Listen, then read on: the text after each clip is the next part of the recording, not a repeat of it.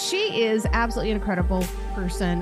Tanya knows that for every one person addicted, 5 people are impacted. We're going to get into a lot more of that here in just a second, but welcome to the show, Tanya Gioia. Thank you so much, Amanda. I was just listening to some of your great episodes, and I'm like, everybody should just go listen to this. Oh, thank you. It's always so nice to have a fellow podcaster just appreciate your work. This is our art form, isn't it? It is. It is one of those things, when they say, what are you passionate about? What would you do for free? This is what I would do for free. Where are you originally from, Tanya? Where'd you grow up? So I grew up in St. Louis, Missouri. For the most part, my folks moved a lot, non-military. So I learned from an early age how to go in and make friends and talk to people. I'm not sure I was really showing who I was, but I can connect, and I can do at least that joining in with folks. And as I am moving more into middle age, I need more quiet, which is surprising to me because my energy level comes, I think, from other people. But now I'm learning that no, maybe that's not it. Maybe it was because we moved so much that I had to learn to have that skill. And I have to agree. I ask people often if they were an introvert or an extrovert when they were children, and if that's changed throughout life. And every now and then I'll meet somebody like you where it seems like that's kind of shifted.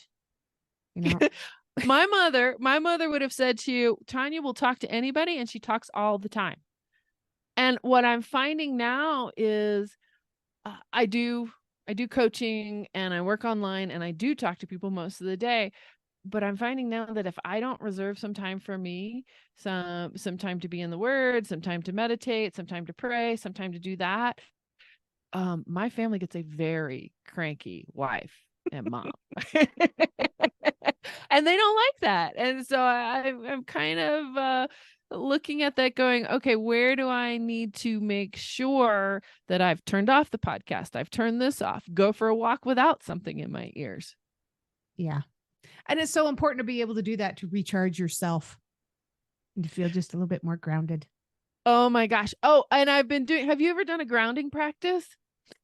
The only one I've ever done is sticking my toes in the grass and curling my toes and making fists with my feet. Exactly. So I live in Colorado. We're getting ready for our first snow. I know. I noticed that you were in Denver. So I'm like, we're in the strange time zone together. Mountain time's the strangest time ever. So, we're getting ready to have snow quicker than we're up at 6,000 feet. Well, you're at 5. Getting ready to have snow. So I'm taking advantage of walking without my shoes on, curling my toes, feeling the cold, feeling those things. Because what I noticed was when I get out of the present, that's when the anxiety sets in. That's when the what if thinking, that's when the I'll never accomplish it all thinking comes in. Yeah, absolutely. What was the trauma that you had to go through that we're here to talk about today? There's a couple different things. Let's start with the one that I can kind of place as an adult person. So I got married at 23 and then left that marriage. It was a choice between the two of us. We didn't have any kids and left that marriage, and then came out to Colorado to ride for a guest ranch. And I met and married a wonderful man, but I didn't realize the baggage that I was bringing. And I didn't realize how poor I was at picking mates. And I am still married to this person, and we have children together, and we have a life together. But at the time, I was so unhealed from the divorce, from other relationships, and looking back over it, I went, so here's what I would tell people. I'm like, if you're in a bar with 50 good-looking men, I will pick the one who's broke, lives with his mother, can't manage his money, and probably will never have a job. Now, that's not about the man. That's about me. So the person I am married to has his own company, makes money, manages his life, does good work. He wasn't exactly doing that when I married him.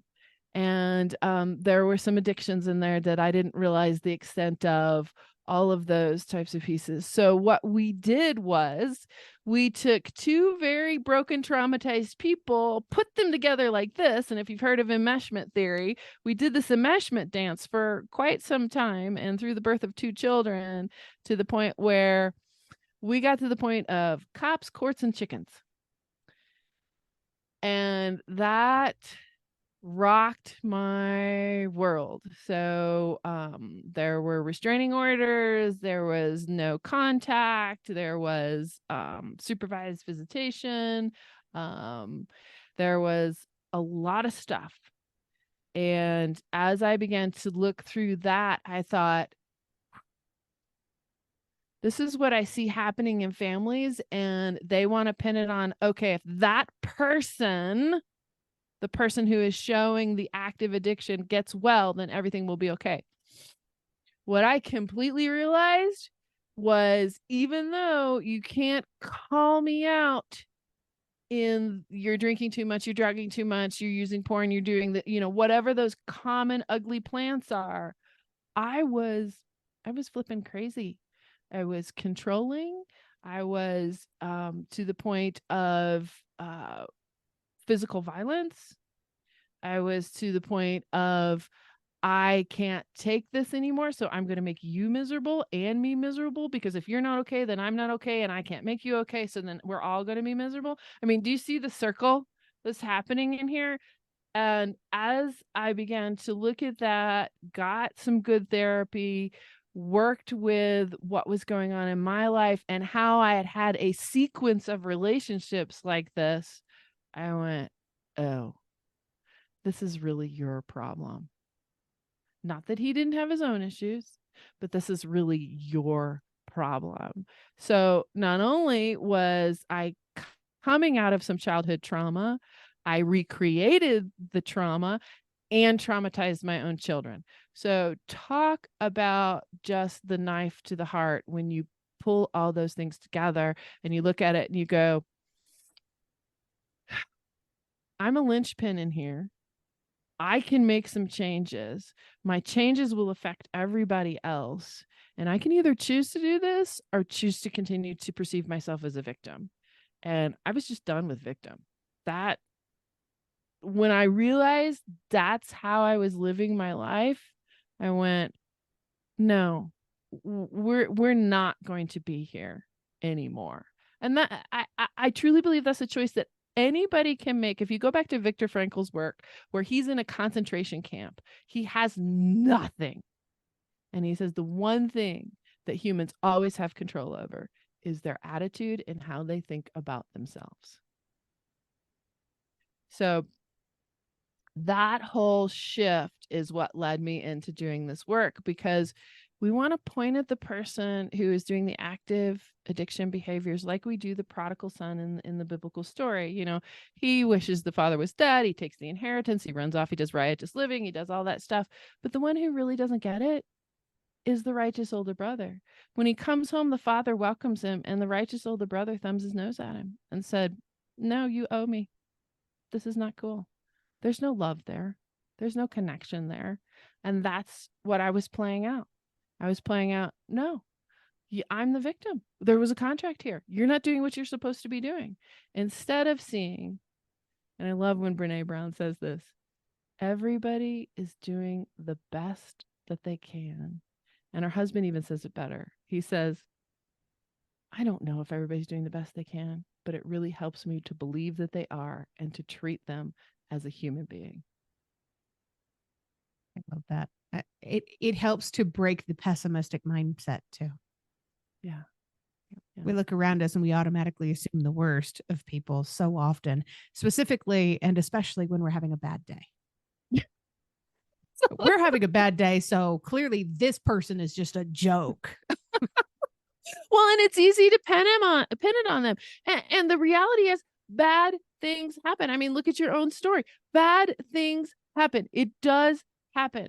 What we have control over is how we choose to move through it and how we choose to live the rest of our lives, in the sense of forgiveness of, I am going to drink the poison and hope that you die, which is, when you say it out loud, it's just totally backwards. So I was drinking the poison and hoping that he died. I mean, I was at that point. I'm like, we had a friend die through an accident. And I looked at him and I said, I wish that was you. I mean, how awful can you be? So you had to make some pretty serious choices. I had to make some really serious choices.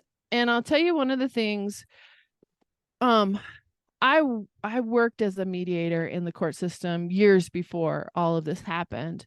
And I realized that the court and family law are an oxymoron. The court is not designed to handle that.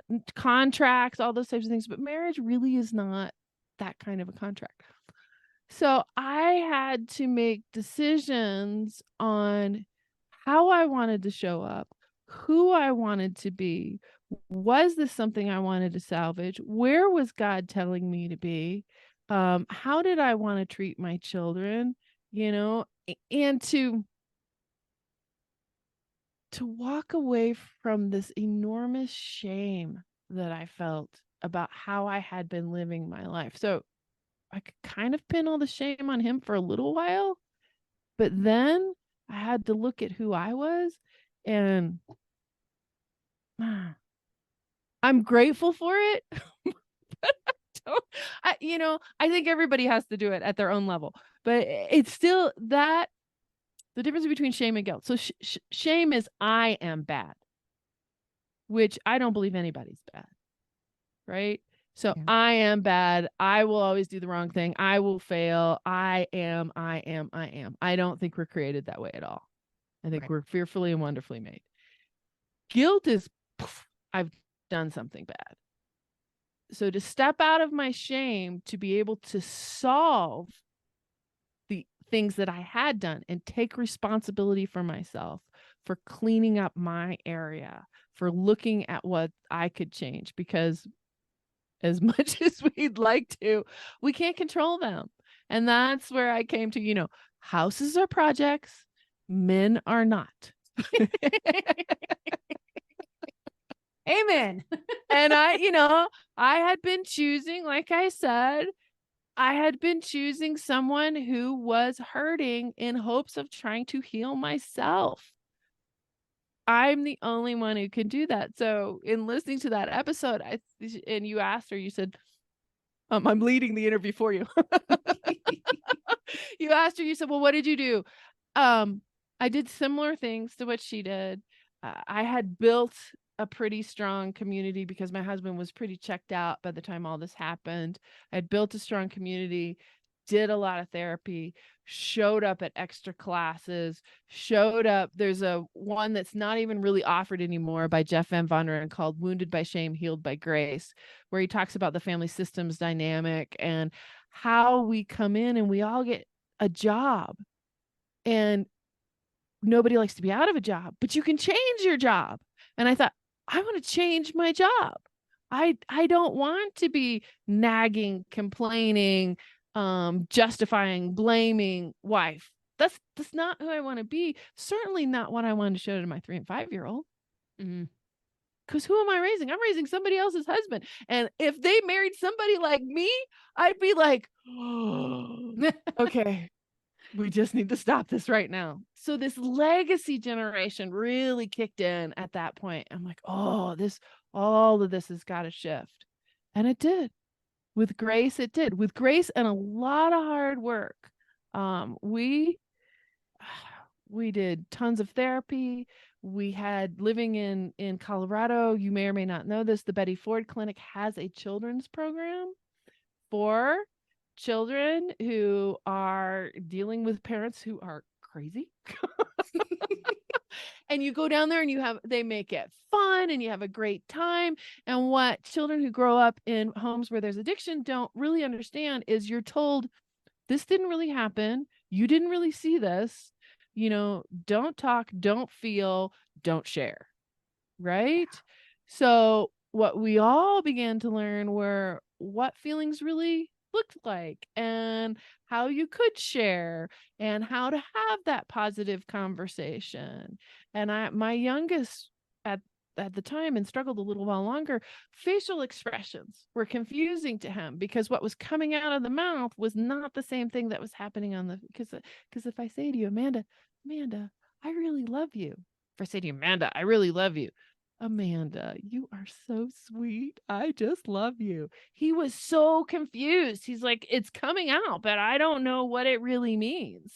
So that I highly recommend. And they have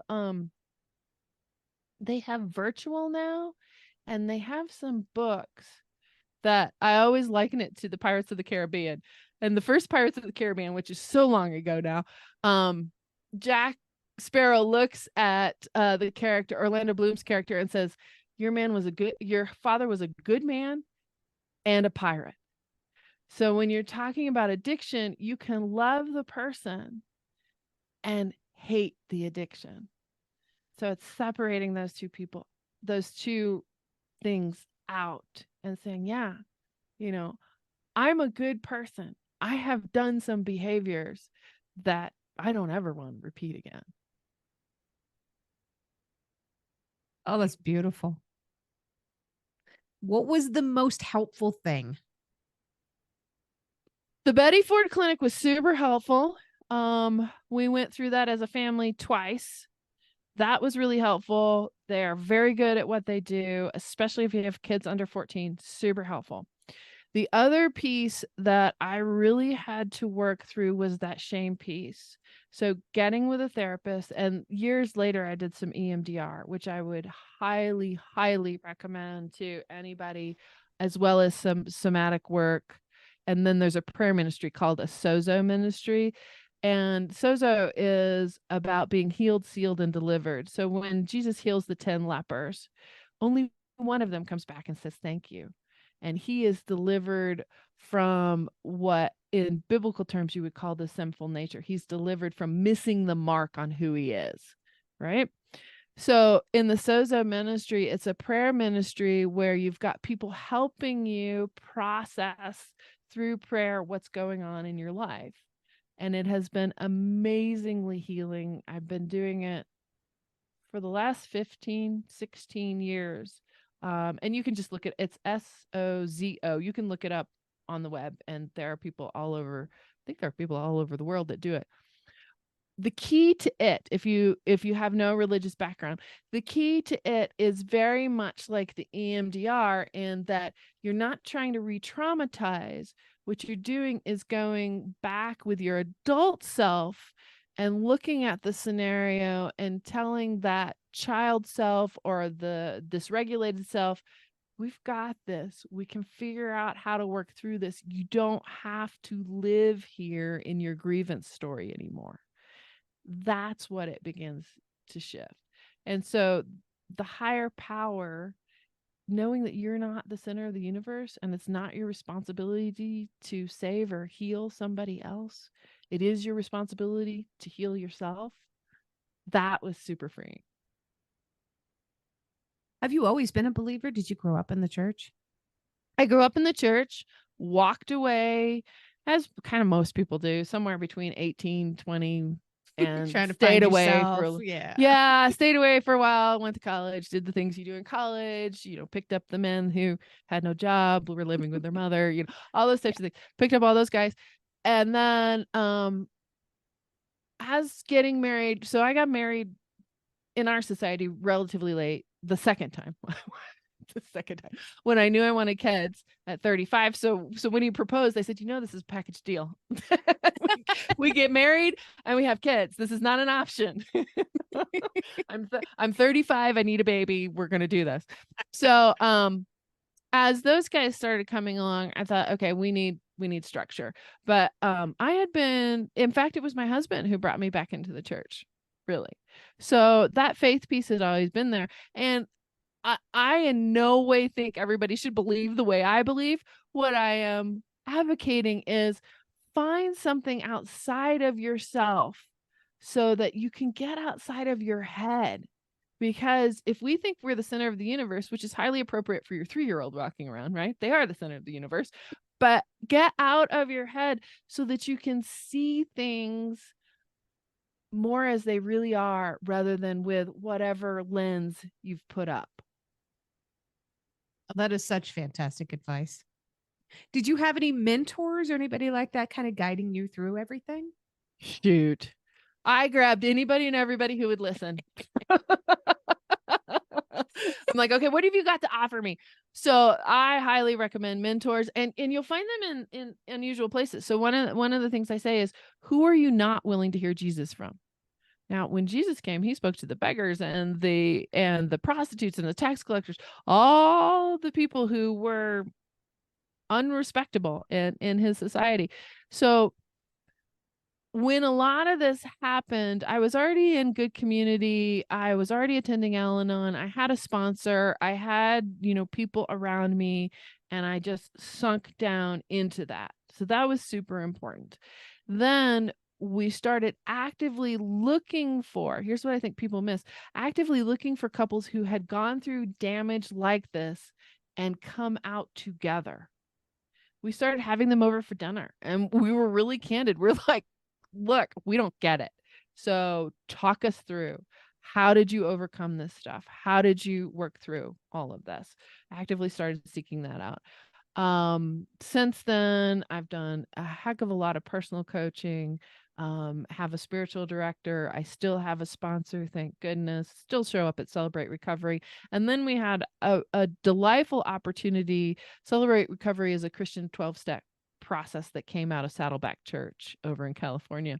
And we had a delightful opportunity to be part of the people who started that for the small town we were in. So, you never know anything until you teach it. Kind of like, okay, we need to think a little bit more about what this looks like and what this looks like in our life. So for me, I've always been a growth person, and I love knowledge. I love glomming onto things and kind of sifting through and sorting it out. So, as Zig Ziglar used to say, he got up and he read the Bible and then he read the newspaper because he wanted to know what both sides were doing. So I like to have, okay, I understand this from my biblical perspective, what's really happening out there in the world, especially as I'm raising boys, as we've got a whole lot of shifts happening. They've got a whole lot of things to navigate that I would have never thought about. So yeah, mentor. And I am always looking to learn. And there are people that you would think, not sure they have a whole lot to offer me. Those are probably the ones that have the most to offer you. Tell me a little bit about I know you have a blog and you've got your podcast. Tell me a little bit about these things. What is your blog about? What's your podcast about? So the podcast is Sober on Purpose. And what it was set up around was, when we were going through this journey, my husband and I found that people didn't divorce prior to getting sober. They divorced after getting sober. So what happens is, as I talked about earlier, those jobs start to shift and you're like, who are you? I'm not sure I like you. Not sure how this is happening. So it's about thriving in sobriety. And in fact, I've met some other people who hold this concept of there's a sober bottom too. So maybe you have bottomed out and gotten sober. And for me, it's emotional sobriety, relationship sobriety, food sobriety, all those types of things.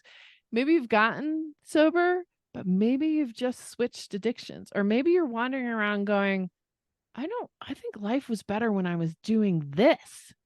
So that's what the podcast is about. And we interview all kinds of folks about how their journey went.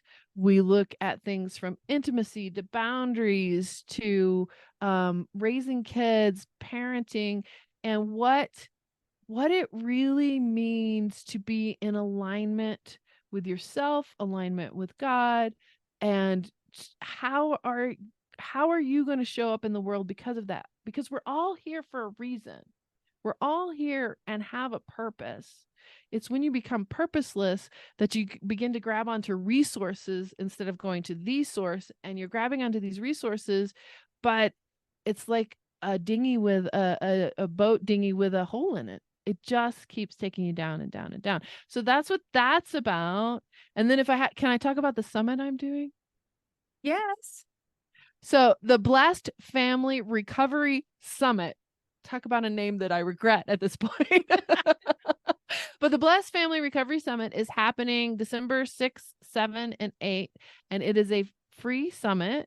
It's going to be virtual. We're having all kinds of beautiful speakers come in. There are ones on trauma. There are ones specifically on families and addiction and how families are the best shot that anyone has for long-term sobriety, because you can't pluck them out of the family, leave the family in its dysfunction and PTSD, put them back and expect them to function. So we're talking about that. We're also talking about pornography. That's a huge issue. The availability is huge, and how you manage that in relationships and the difference between intimacy. We're also talking about parenting. I have Lindsay from the Betty Ford Clinic going to come and share some great stuff as far as that's concerned. And then we're going to do women's health. So how brain health affects all of this, have a little cooking show. We're going to it's going to be a good time.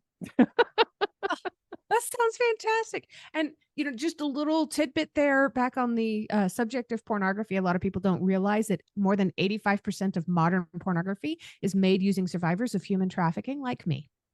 Yes, we talked about that. So I interviewed that guest yesterday. We talked about that.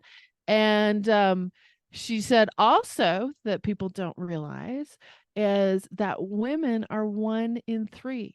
So for every 2 men, there's another woman. 1 in 3. Yeah. No. How does that go? 1 in 3, that would be 4. So for every 3 men, there's 1 woman who is viewing pornography, and we don't realize 50 Shades of Grey could be considered soft porn. Some of the romance novels are like gateway drugs in over there. And what we are not realizing is how it is affecting the family relationship and how it is affecting how the family functions and how the intimacy works, because pornography is not, you don't have to have a relationship. You don't have to, it doesn't require anything from you. It is just an object. Whereas having relationships in the family mean there's a give and take. There's another human there. And like you said, with human trafficking, the more that we support the porn industry, the more that this is going to happen. Absolutely. So it's that time where I have to ask my very last question. And it's my favorite question. You've listened to an episode. You already know what it is. You know it's coming. But what is one thing that you truly love about yourself that's not related to your physical appearance? It is really this fascination and curiosity with other people, in the sense of, wow, they do this differently than I do. They have some things to offer over here. It's really interesting to figure out, or to learn, or to sit with somebody who has a different worldview, because I learn an enormous amount. So that curiosity, yes, it can get me in trouble sometimes, but a lot of times it builds that connection. That's what we're looking for as humans, is how do we actually connect with each other? How do we share who we are with somebody else? And then build something completely different, because now we've shared this space. Now we have a new concept that's out in the universe. If you've enjoyed tonight's episode, please make sure you check out the episode description. You'll find links there on how you can learn more about this guest, links to connect with them on social media, and how to support the podcast. Remember, I don't get paid to do this. My boss is a bit tight-fisted, but I can say that. I work for myself.